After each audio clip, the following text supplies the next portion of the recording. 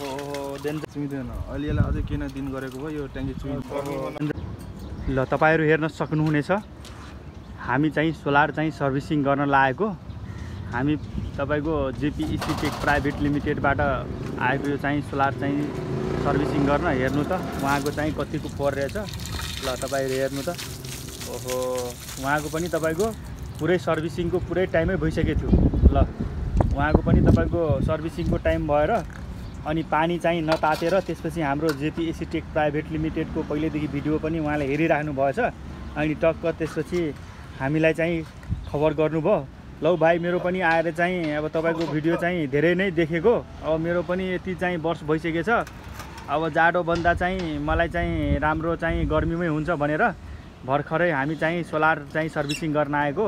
उहाँ चाहिँ हिजै बुक गर्नु भएछ। त्यसपछि हामी हेर्नु त भर्खरै उहाँको चाहिँ सोलर चाहिँ सर्भिसिङ गरिरहेको। ल ल ठ्याक्राकै तपाईको ल हेर्नु त उहाँको चाहिँ कतिको फोहोर रहेछ सोलरमा। ल अनि तपाईको पनि लगभग 2 वर्ष उता चाहिँ नागिसकेछ भने हजुरहरूले पनि सर्भिसिङ एकचोटि चाहिँ गर्नै पर्ने हुन्छ। अनिवार्य नै हो त्यो सर्भिसिङ भनेको। सर्भिसिङ भनेको तपाईको गर्यो भने अब 10 वर्ष चल्ने सोलर तपाईको टाइममा 2 वर्षमा गर्यो भने 20 वर्ष पनि चल्छ, 30 वर्ष पनि चल्छ। तपाईको सबै त सर्भिसिङले गर्दा चल्ने हो नि त। हेर्नु त तपाईको अहिले 3 वटा ट्युब खोलिसकेको छु। अनि अब सर्भिसिङ इन केस तपाईको समयमा भएन भने यो ट्याङ्की तपाईको फुट्ने हुन्छ, चुइने हुन्छ। अनि ट्याङ्कीमा पनि हजुरको त्यो फोहोरले गर्दा धमिलो पानीले गर्दा तपाईको त्यो पाल हुन्छ।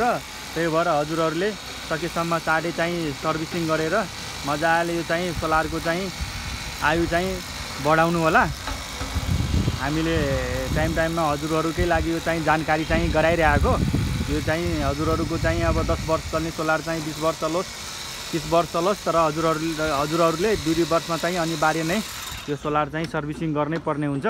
हामी अहिले बुढालिनकण्ठमै हो। ल हेर्नु त तपाईको हामी चाहिँ यो चाहिँ बुढालिनकण्ठमै हो नारायणथान।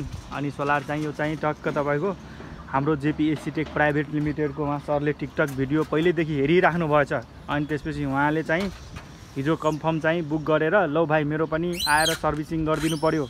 अब 10-12 वर्ष पनि भइसकेछ। अब के कति फोहोर छ, पानी पनि त्यति राम्रोसँग तात्दैन भनेर त्यसपछि आएर हामी चाहिँ हिजै हेरेको। लौ तपाईको सर्भिसिङको टाइम भइसकेछ, फोहोर त तपाईको कन्फर्मै होला भनेर। ल हेर्नु त उहाँको चाहिँ यस्तो फोहोर रहेछ। ल हेर्नु त हजुरहरू यतिको चाहिँ फोहोर रहेछ। ल हेर्नु त ट्याक्राके ओहो लास्टै धमिलो छ नि यो लास्टै तपाईको धमिलो आइरन युक्त पानी तपाईको उहाँले चाहिँ कुनै बेला बोर्डिङको पनि चलाइराख्नु भएको थियो। अनि इनारको पनि चलाइराख्नु भएको थियो। त्यसपछि भेसल पनि छ उहाँको। ल